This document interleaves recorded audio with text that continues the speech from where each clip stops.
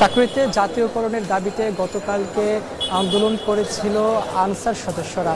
আর সেই আন্দোলন একসময় সহিংসতায় রূপ নেয়। শাহবাগ থেকে সেই আন্দোলন চলে আসে সচিবালয়ে ঘেরাও করে, তারপরে যেখানে উপদেষ্টা রয়েছেন তাদেরকে আসলে ঘেরাও করে রাখে এবং বৈষম্য বিরোধী ছাত্র আন্দোলনের যে সমন্বয়ক রয়েছেন দুইজন তাদেরকেও ঘেরাও করে রাখে। এরপরই তারা আসলে বিক্ষুব্ধ হয়ে উঠে সাধারণ শিক্ষার্থীরা তারা সচিবালয়ে এসে যে আটক যারা অবরুদ্ধ ছিল যেই ছাত্র নেতারা তাদেরকে মুক্ত করার জন্য আসে। এরপরই আনসার সদস্যদের সঙ্গে দুই পক্ষের যে সংঘর্ষ সেটি আসলে শুরু হয় আনসার সদস্য এবং বৈষম্য বিরোধী শিক্ষার্থীদের সঙ্গে।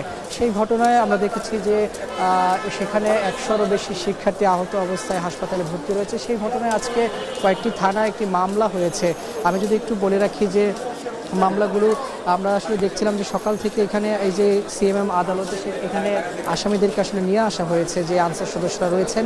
শাহবাগ থানায় একটি মামলার এজাহার করা হয়েছে, সেখানে 208 জনের নামেও মামলা করা হয়েছে এবং সেখানে অজ্ঞাতনামা আসামি রয়েছে আনসার সদস্য 2 থেকে 3000। সেখানে 208 জন আসামির মধ্যে 189 জনকে গ্রেফতার দেখানো হয়েছে এখন পর্যন্ত। তাদেরকে আসলে সিএমএম আদালতে এখন পাঠানো হয়েছে, তারা হাজতখানাতে রয়েছে। এছাড়া আমরা দেখেছি যে পল্টন থানায় আরেকটি মামলা হয়েছে 114 জন আনসার সদস্যদের নামে। সেই 114 জনের মধ্যে 95 জনকে আটক করা হয়েছে এখন পর্যন্ত, তাদেরকে আটক করা হয়েছে। সেখানে 3 থেকে 4000 অজ্ঞাতনামা আসামি রয়েছে। এছাড়া আমরা দেখেছি যে রমনা থানাতেও আরেকটি মামলা হয়েছে, সেখানে 98 জনের নাম রয়েছে। এখন সেখানেও 2 থেকে 3000 অজ্ঞাতনামা আসামি রয়েছে। সেখান থেকে 98 জনের মধ্যে থেকে 85 জনকে গ্রেফতার দেখানো হয়েছে এবং বিমানবন্দরও 6 জনকে আসলে গ্রেফতার দেখানো হয়েছে। তবে এখন পর্যন্ত ঢাকার মেট্রোপলিটন ম্যাজিস্ট্রেট আদালতে পল্টন, রমনা, বিমানবন্দর ও সাভার থানায় যে নাশকতার যে মামলা হয়েছে গতকালকের ঘটনায়, সে বিষয়ে 2 জন নারী সহ 249 জন আনসার সদস্যকে কোর্টে আনা হয়েছে, তাদেরকে হাজতখানায় রাখা হয়েছে। এবং আমরা এখানে দেখছি শুধু যে এই আনসার যারা সদস্য রয়েছেন তাদের স্বজনরা যারা খবর পেয়েছেন যে তাদের আনসার সদস্যদেরকে গ্রেফতার করা হয়েছে, আদালতে নিয়ে আসা হয়েছে, যার কারণে এখানে বিভিন্ন জায়গা থেকে ঢাকার বাহির থেকে স্বজনরা এখানে এসে অপেক্ষা করছেন এই আদালত প্রাঙ্গণে আমরা দেখছি। আরেকটু যদি আসলে তথ্য দিয়ে রাখি যে গতকালকে আমরা দেখেছি যে রোববার সকাল 8টা থেকে দুপুর 1টা পর্যন্ত আন্দোলনকারী আনসার সদস্যরা প্রেস ক্লাব ও কদমপাড়া এলাকায় রাস্তায় ব্যারিকেড ফেলে আন্দোলন করে। পরে তারা গুলিস্তানের 0 পয়েন্ট থেকে সচিবালয়ের রাস্তা অবরোধ করে যান চলাচল বন্ধ করে দেয়। এরপরে আমরা দেখছিলাম এর মধ্যে সচিবালয়ে একটি দল প্রবেশ করে যারা আনসার সদস্যরা রয়েছেন তারা। আমরা দেখছিলাম যে সবশেষ আসলে গতকালকে বিকেলে স্বরাষ্ট্র উপদেষ্টা সহ 3 উপদেষ্টার সঙ্গে তাদের 10 সদস্যের একটি প্রতিনিধি দল বৈঠক করেছিল এবং সেখানে তাদের যে রেস্ট বা ছুটি বাতিল সহ একটি দাবি কিন্তু মেনে নেওয়া হয়েছিল। তবে সেই দাবি মেনে নেওয়া হওয়ার পরেও আমরা দেখেছি যে আনসারের যে সদস্যদের একটি অংশ তারা আসলে আন্দোলন স্থগিত করে কর্মস্থলে ফিরে যাওয়ার ঘোষণা দেয়, কিন্তু আরেকটি অংশ দেখলাম আমরা যে চাকরিতে জাতীয়করণ না হওয়া পর্যন্ত সচিবালয় থেকে তারা বাসায় ফিরবে না বলে ঘোষণা দিয়ে তারা কিন্তু সেখানে আন্দোলন চালিয়ে যায়। এরপরে আমরা দেখছি যে রাত 8টার মধ্যে আমরা আরও কয়েক দফায় দেখেছি এখানে যারা বৈষম্য বিরোধী ছাত্র আন্দোলনের যে 2 জন সমন্বয়ক ছিলেন হাসনাত আবদুল্লাহ এবং সার্জিস আলম, তাদের 2 জনকে অবরুদ্ধ করে রাখা হয়। সেখানে 2 জন উপদেষ্টাও ছিলেন, তাদেরকে অবরুদ্ধ করে রাখা হয় সচিবালয়ের ভেতরে। এবং আমরা দেখেছি যে সচিবালয়ে যারা কর্মকর্তা রয়েছেন তাদেরকেও কিন্তু সেখানে অবরুদ্ধ করে, অর্থাৎ 5টার পরে 12টা থেকে আমরা 5টার মধ্যে অফিস শেষ হলেও তারা আসলে 10:30টার আগে যারা কর্মকর্তারা ছিলেন তারা আসলে বের হতে পারেনি। পরবর্তীতে তারা আসলে তাদেরকে মুক্ত করে সাধারণ শিক্ষার্থীরা গিয়ে শাহবাগ থেকে সচিবালয়ে গিয়ে এবং সেখানে সেনা মোতায়েন করা হয় পরিস্থিতি নিয়ন্ত্রণ করার জন্য। কিন্তু আমরা দেখেছি যে এর মধ্যখান সময়ের মধ্যে শিক্ষার্থী সহ এই আনসার সদস্যদের মধ্যে এক ধরনের পাল্টাপাল্টি ধাওয়া সংঘর্ষ তৈরি হয়। সেখানে 100-এরও বেশি শিক্ষার্থী আহত হয়েছে, সেনা সদস্যরাও কিন্তু আহত হয়েছে। আমরা সেনাবাহিনীর একটি বিজ্ঞপ্তিতে দেখেছি সেখানে সেনাবাহিনীর সদস্যরা আহত হয়েছেন এবং তারা পরিস্থিতি নিয়ন্ত্রণ করার জন্য কয়েক রাউন্ড আসলে ফাঁকা গুলি ছড়ে আকাশে এরকমটা আমাদেরকে আসলে জানিয়েছিলেন সেনা সদস্যরা। তবে এখন পর্যন্ত আমরা বিভিন্ন থানায় যে মামলা হয়েছে, অর্থাৎ গাড়ি ভাঙচুর সহ সরকারি কাজে বাধাদান করা বা এই যে নাশকতার বিরুদ্ধে তাদেরকে আসলে মামলা দেওয়া হয়েছে রমনা থানায়, শাহবাগ থানায়, পল্টন থানায় এবং আমরা বিমানবন্দরেও দেখেছি 6 জনকে আটক করা হয়েছে। তবে এখন পর্যন্ত 2 জন নারীকে নিয়ে আসা হয়েছে আদালতের সিএমএম কোর্টের আদালতে, তাদেরকে হাজতখানায় রাখা হয়েছে এবং 2 জন নারী আনসার সদস্য সহ 249 জনকে আদালত প্রাঙ্গণে নিয়ে আসা হয়েছে, তাদেরকে হাজতে রাখা হয়েছে। এবং পুলিশের পক্ষ থেকে আমাদেরকে যা জানানো হয়েছে বিভিন্ন থানায় তাদের 850 জনেরও অধিক তারা বা মামলা করা হবে বা নাম রয়েছে। তবে সবাইকে আসলে এখন পর্যন্ত গ্রেফতার করা সম্ভব হয়নি এমনটাই জানিয়েছেন।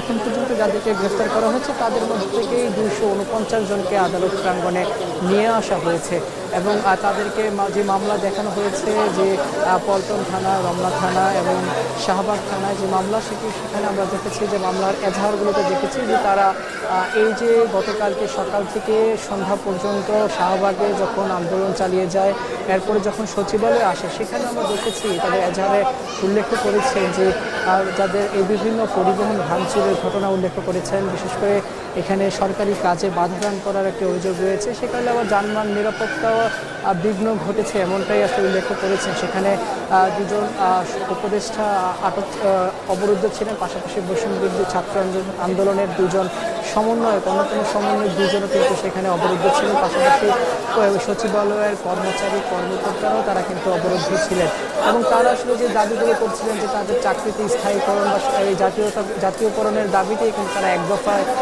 দাবিতে আসলে তারা গতকালকে তারা আন্দোলন করে, সেই আন্দোলন একসময় আন্দোলনে তাদের যে দাবিগুলো রয়েছে সেখান থেকে ছুটি সহ বিভিন্ন দাবি তাদেরকে মেনে নেওয়ার পরও আমরা দেখেছি সেখানে যারা আন্দোলনকারী এই আনসার সদস্যরা রয়েছেন তারা কিন্তু সেখানে তখনও অবস্থান করছিলেন এবং একসময় মারমুখী আচরণ যখন করা হয় তখন আমরা দেখেছি যে এই যে বৈষম্য বিরোধী ছাত্র আন্দোলনের 2 জন সমন্বয়ক তারা ফেসবুকে পোস্ট করে আসলে জানিয়েছিলেন যে সাধারণ শিক্ষার্থীদেরকে আসলে এই বিক্ষুব্ধ শিক্ষার্থীদেরকে জানিয়েছিলেন যে তাদেরকে আসলে এখান থেকে মুক্ত করা উচিত। এবং সচিবালয়ে এরপরে আমরা দেখেছি যে রাজু ভাস্কর্য থেকে সাধারণ শিক্ষার্থীরা মিছিল নিয়ে যখন সচিবালয়ে আসে তখন দেখা গেছে 2 পক্ষের মধ্যে পাল্টা ধাওয়া শুরু হয়, সহিংসতা তৈরি হয়, সেখানে সেনাবাহিনীর সদস্যরা আহত হয়, শিক্ষার্থীরা আহত হয় এবং আনসার সদস্যরা কিন্তু অনেকে আহত হয়েছেন এমন ঘটনায় আমরা আসলে দেখেছি। এবং এখন পর্যন্ত এই সিএমএম আদালতে আমরা দেখেছি যারা আনসার সদস্য রয়েছেন তাদের পরিবারের যারা স্বজন রয়েছেন তারা এখানে অপেক্ষা করছেন। কিছুক্ষণ সকাল থেকে এখন পর্যন্ত দফায় দফায় কিন্তু যারা আসামি হয়েছেন তাদেরকে গ্রেফতার করা সম্ভব হয়েছে, তাদেরকে সিএমএম আদালতে নিয়ে আসা হয়েছে, হাজতখানায় রাখা হয়েছে। আমরা এমনটাই আসলে দেখছি। আমি যদি সংখ্যাটা আরেকবার দর্শকদের উদ্দেশ্যে আসলে বলে রাখি যে এই যে পল্টন থানায়, পল্টন, শাহবাগ এবং রমনা থানায় যে মামলা, পল্টন থানায় এখন পর্যন্ত আমরা মামলার এজাহারে দেখেছি 114 জনের নাম, পাশাপাশি সেখানে 3 থেকে 4 হাজার অজ্ঞাতনামা আসামির নাম রয়েছে। এছাড়া শাহবাগ থানায় আমরা 208 জনের নাম পেয়েছি, সেখানে 208 জনের মধ্যে থেকে 189 জনকে গ্রেফতার করা হয়েছে এবং সেখানে আমরা অজ্ঞাতনামা 2 থেকে 3 হাজার আনসার সদস্যের নাম আমরা পেয়েছি অজ্ঞাতনামা আসামি। পাশাপাশি রমনা থানায় আমরা 98 জনের মামলা হয়েছে, সেখান থেকে 95 জনকে আসলে এখন পর্যন্ত গ্রেফতার করা হয়েছে। এমনটাই আসলে আমাদেরকে ডিবি পুলিশ বা সংশ্লিষ্ট যে থানার কর্তৃপক্ষ রয়েছেন তাদের সঙ্গে আমরা কথা বলে জানতে পেরেছি এবং বিমানবন্দর থানায় 6 জনকে গ্রেফতার করা হয়েছে এমনটাই আমরা আসলে জেনেছি। তবে আরেকটু যদি বলে রাখি যে এখন এই আদালত প্রাঙ্গণটি একেবারে আসলে উত্তাল অবস্থাতে আছে, স্বজনরা রয়েছেন, আইনজীবীরাও রয়েছেন তারা এখানে। তবে সেই শুনানিটি রয়েছে যেহেতু তাদেরকে গ্রেফতার দেখে আদালতে রয়েছে, সেটি স্পষ্টভাবে এখন আসলে কখন নাগাদ শুরু হবে সে বিষয়টি জানা যায়নি। তবে কিছুক্ষণের মধ্যেই সকল কার্যক্রমটি আসলে সম্পন্ন হবে এমনটাই আসলে জানা গিয়েছে। সেই সঙ্গে আরেকটু যদি জানিয়ে রাখি যে গতকালকে সকাল থেকে আনসার সদস্যরা সচিবালয়ের সামনে অবস্থান নিয়ে যখন বিক্ষোভ করেন, এক পর্যায়ে দুপুর 12টা থেকে তারা অবরুদ্ধ করে রাখে সচিবালয়কে, এতে করে সবগুলো গেট বন্ধ হয়ে যায় সচিবালয়ের। বিকেল 5টার পর থেকে অফিসে যারা কর্মচারী ছিলেন বা কর্মকর্তা ছিলেন তারা কিন্তু আর বের হতে পারেনি। সেখানে আমরা দেখেছি যে সাধারণ যারা আনসার সদস্য রয়েছেন তাদের একটা অংশ কর্মস্থলে ফিরে যাওয়ার দাবি মেনে নেওয়ার কারণে কর্মস্থলে ফিরে যাওয়ার ঘোষণা দিলেও আরেকটি অংশ কিন্তু আরেকটি বিক্ষুব্ধ যে আনসার সদস্যরা রয়েছেন তারা কিন্তু সচিবালয়ে ঘেরাও করে রেখেছেন। সেই বিষয়ে আমরা দেখেছি এরপরে ঘেরাও করে রাখার পরে দুই পক্ষের মধ্যে এক ধরনের সংঘর্ষ তৈরি হয়। সাধারণ শিক্ষার্থীরা সেখানে অবরুদ্ধ যারা রয়েছেন তাদেরকে নিয়ে আসার জন্য যায়। এরপরে দেখা গেছে দুই পক্ষের মধ্যে ধাওয়া পাল্টা ধাওয়া হয়। সে ধাওয়া পাল্টা ধাওয়ায় সাধারণ অনেক শিক্ষার্থী 100-এর বেশি শিক্ষার্থী আহত হয়, সেনা সদস্যরাও আহত হয়েছে, সেখানে আনসার সদস্যরাও কিন্তু আহত হয়েছে এমনটাই দেখেছি। তবে এখন পর্যন্ত এই সিএমএম আদালতে 249 জনকে নিয়ে আসা হয়েছে, সেখানে 2 জন নারী সদস্য রয়েছেন আনসার সদস্য। এই ছিল সিএমএম কোর্ট থেকে আমার কাছে সবশেষ খবর।